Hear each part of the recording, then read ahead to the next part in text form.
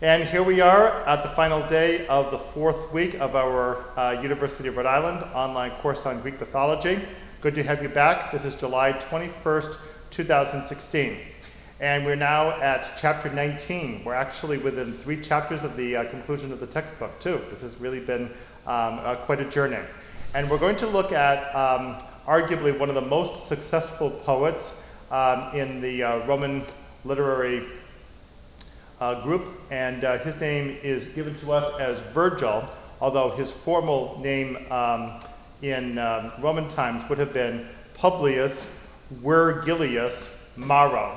And you have your dates here, 70 to 19 BC. These, in fact, are the 3 typical names that a Roman citizen would have. You usually had a praenomen, it's called, like a first name, and there were only about 14 of those that were used commonly for the men. Then you have the clan name, that's the group of families that all come under the same name. And then you have a specific family name, the cognomen, which is also usually some kind of nickname that allows different members of the families to be distinguished from each other, especially if they had otherwise the same name. All right, so let's talk about our gentleman Virgil. We're talking here in this video about the author and the work that you read for today, the Aeneid.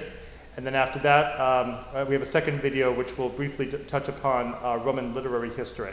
Please first, however, pause your video and pull up handout number 4, which is the one on Virgil.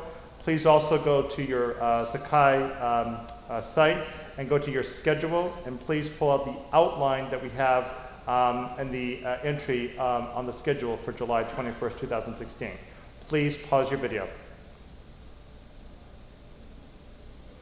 Okay, very good.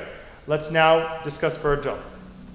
So the bio we have about Virgil is that he was born in the northern part of Italy. It's quite an interesting point about Roman authors that throughout Roman history, not a single one of them was actually born in Rome itself. They were all born outside.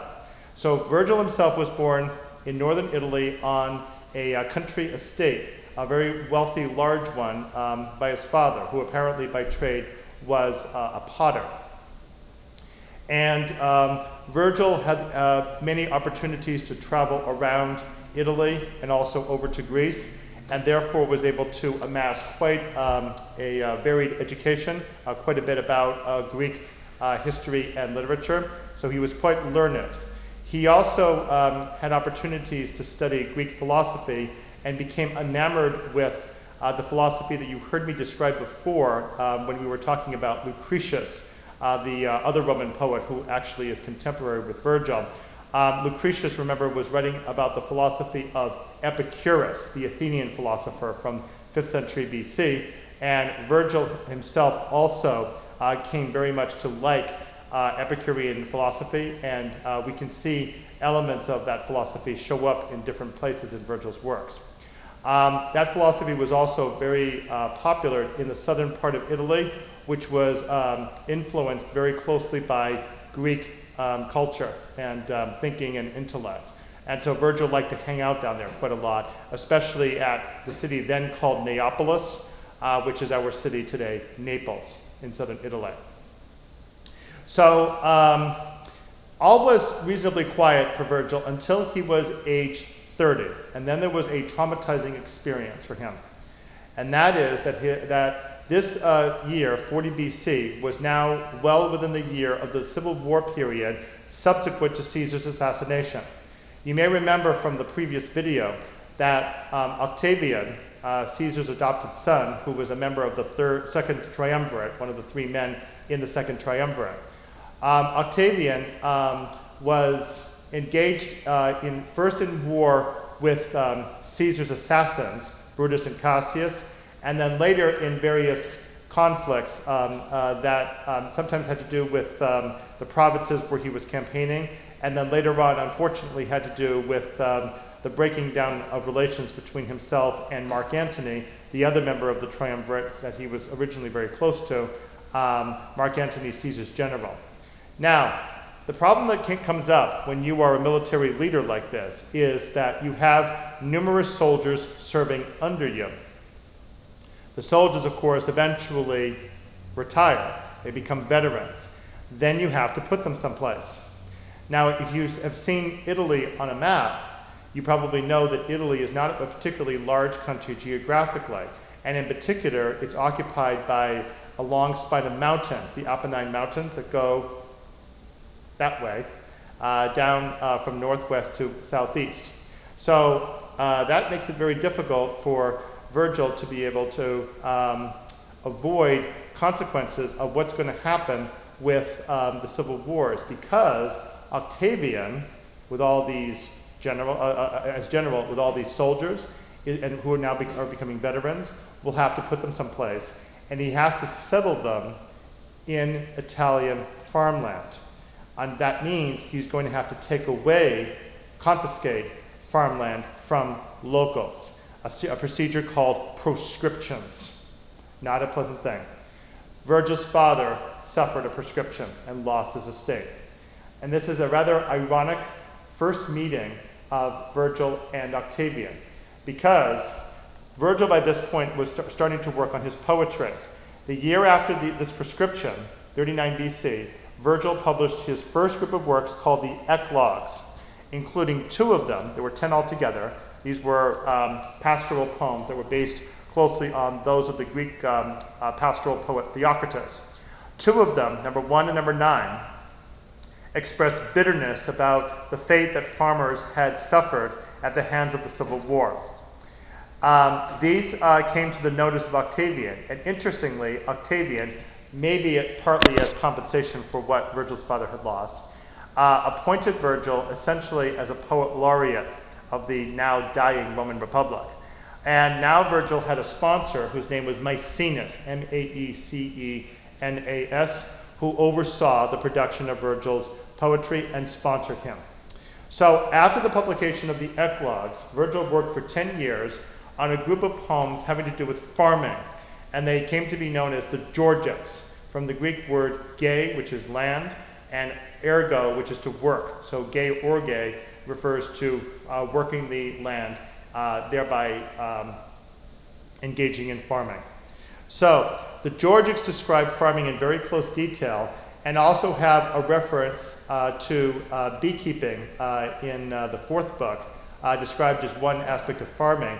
Interesting, it's a rather politicized description, because Virgil, like anybody else, especially any skilled beekeeper, was aware that the central queen bee in a hive was the queen bee, a female bee, but Virgil refers to that central bee as a king, rex. No accident, and not carelessness on Virgil's part, because a rex, king, was a politically very charged word in Rome.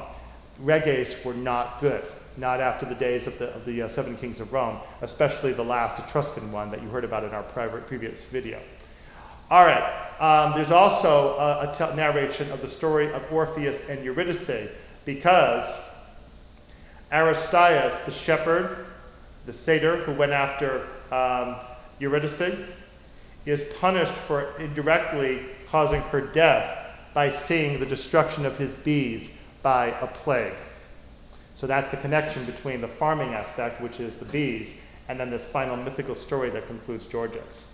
This work was very successful, and Octavian, soon to become the Emperor Augustus, the first emperor of Rome, now commissioned Virgil to write a Homeric-style work, an epic poem celebrating the advent of the Roman Empire that now was developing. It had already developed by the time Georgics was published. And that is what Aeneid is. So Virgil spent his remaining 10 years working on Aeneid. He almost got it finished, but in 19 BC, he traveled to Greece, got sick overseas, came back, and when he arrived back in southern Italy at Brundisium, he passed away of whatever illness he had. He actually left it on his deathbed that he wanted Aeneid burned because he was not happy with the work, especially because it had been left incomplete. But Augustus looked over the work and decided instead, contrary to Virgil's wishes, to have the work published. A very fortunate happenstance from us, because not only do we have that work, but we also have the great works of Dante and Milton that were directly influenced by Virgil's Aeneid.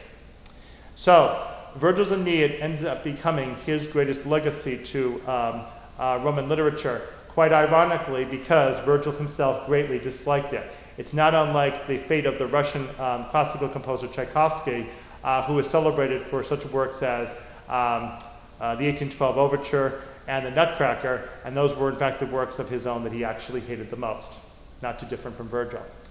Now, Virgil's legacy, therefore, is immense, because first of all, he completely transformed the art of Roman epic. In our other video today, we're going to talk a little bit about the background of Roman literature, including the development of Roman epic.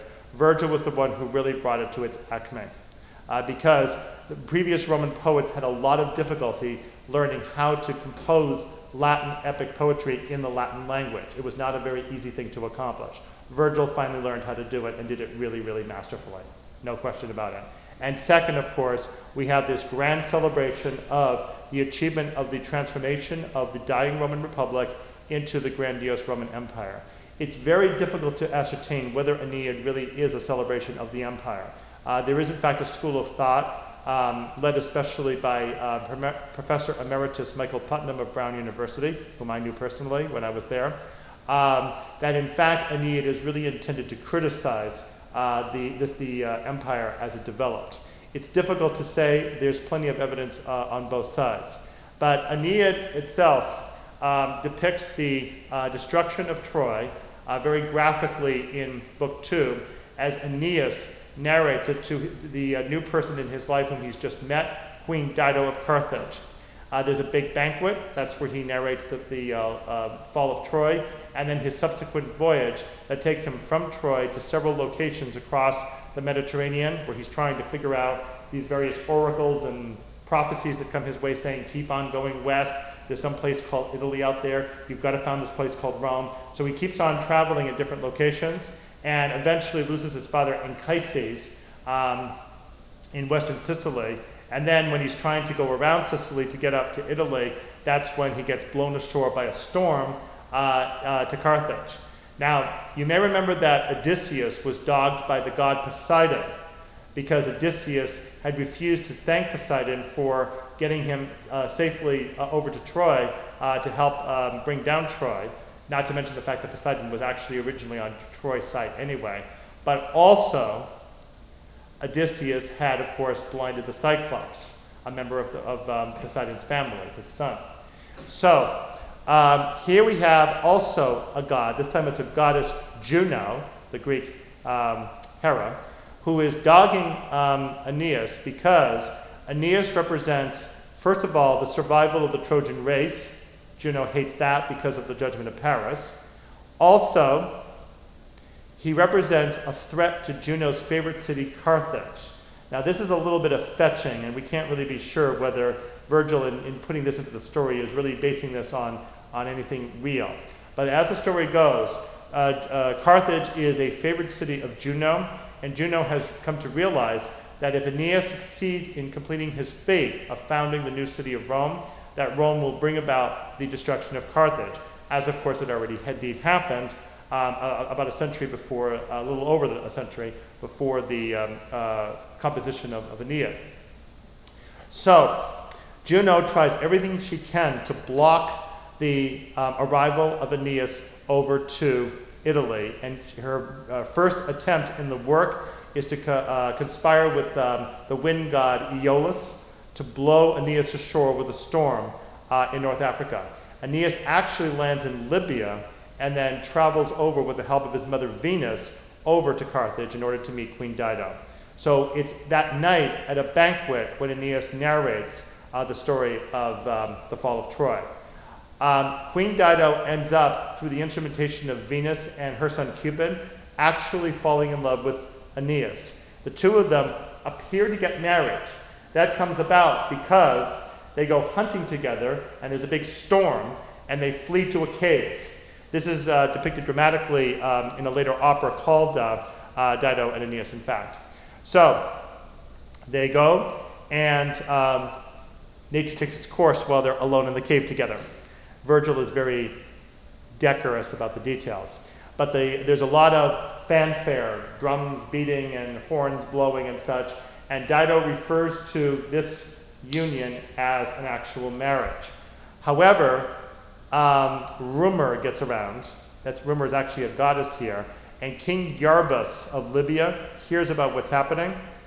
Iarbas had tried to get Dido as a suitor, but Dido rejected him because Dido at that time was in mourning for her husband Zacchaeus back in Phoenicia, where she came from, Tyre actually. Dido had seen her husband slaughtered by her evil brother Pygmalion. So she had taken an oath of celibacy in honor of Zacchaeus. With that oath, she therefore refused to the hand of Iarbas. So Iarbas complains curiously to Jupiter. How Iarbas knew of Jupiter is hard to tell, but he did somehow. And Jupiter sends Mercury, that's the Hermes from Greek, down to Aeneas secretly to tell him that he needs to leave. Aeneas does so, and as we've spoken before in previous videos, Dido ends up committing suicide in despair and anger. And she curses Carthage always to be the enemy of Rome. And of course, that's a great excuse for the Romans to be able to say later, see, there is a reason why we destroyed Carthage. Carthage was never going to be our friend anyway. We got rid of it. We had to. So Aeneas continues his travels. He eventually has some funerary games for his father Anchises. He finally arrives at Italy, and he goes down into the underworld to see the ghost of his father Anchises, and there Anchises depicts for him in the Elysian Fields the history of Rome that's going to follow after Aeneas' founding of the colony. This is the part, the underworld section, that is especially influential on both Dante and Milton.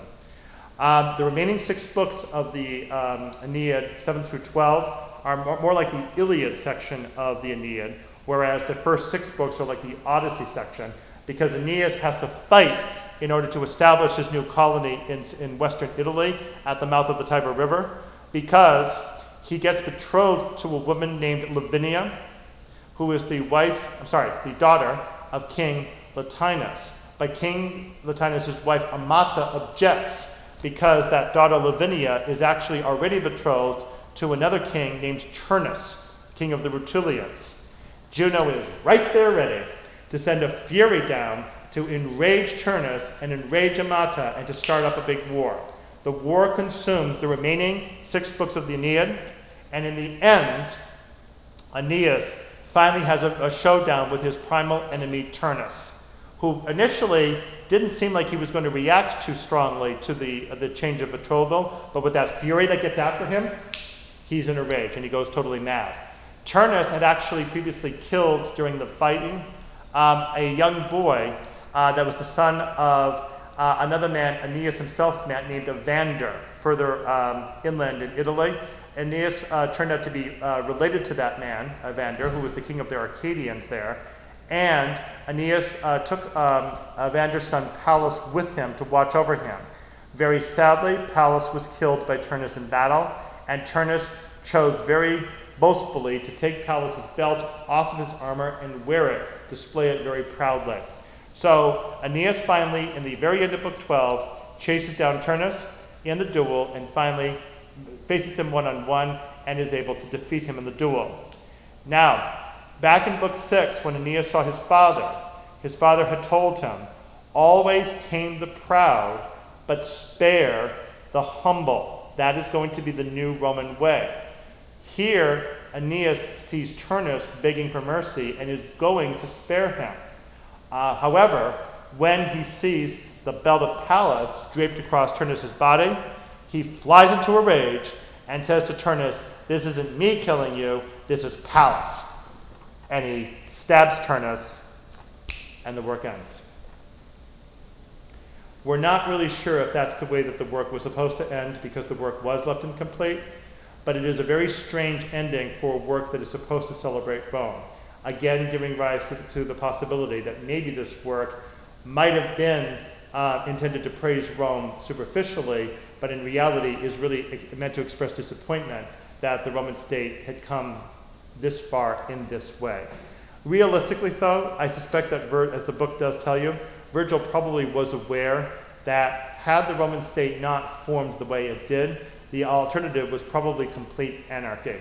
And so as much as I suspect that Virgil was very displeased with the way that the Roman state came together as an empire, as well as the nature of that empire, probably any alternatives were much worse. And I think that's what's reflected closely in Aeneas. It's, in any event, does not come across as a very resoundingly positive celebration of the Roman work. But that's for you to think about possibly for maybe your final exam if you want to take on the question of superhumanism of Greek gods and heroes in connection with Aeneas. Okay, well that wraps up this video on Virgil and the Aeneid. We'll now do a brief video for today on Roman literature, including the epic tradition in Roman literature. We'll conclude this week with that, and then we'll come back next Monday to talk about Ovid, our other great masterful epic poet.